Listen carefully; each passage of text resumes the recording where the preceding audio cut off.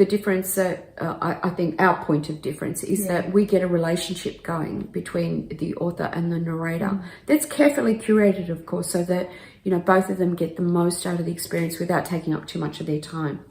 And once that's established, the narrator and performer really feels a lot more invested. They get the energy of the author, and it's, you know, kind of inculcated into the work. It makes a huge difference. Yeah.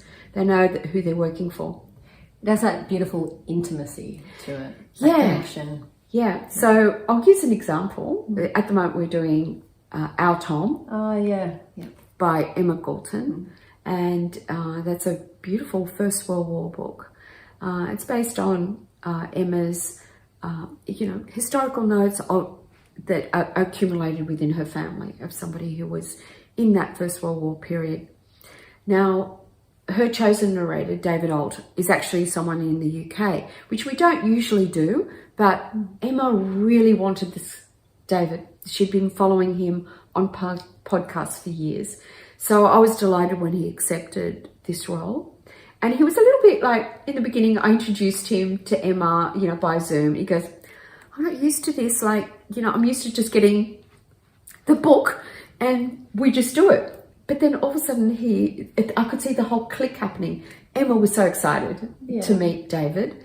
And David suddenly, I'll give you a quote of his, is that he finished the last chapters and he said, can you please tell Emma that I had to keep on stopping and starting this particular last few chapters because I was so choked up.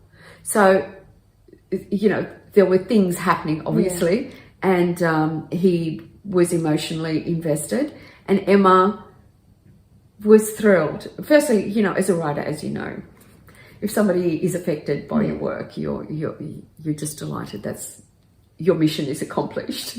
But on the other hand, it was also spreading this kind of drama and involvement in the story to a person who is bringing it to life in sound that hundreds, thousands of people are going to hear.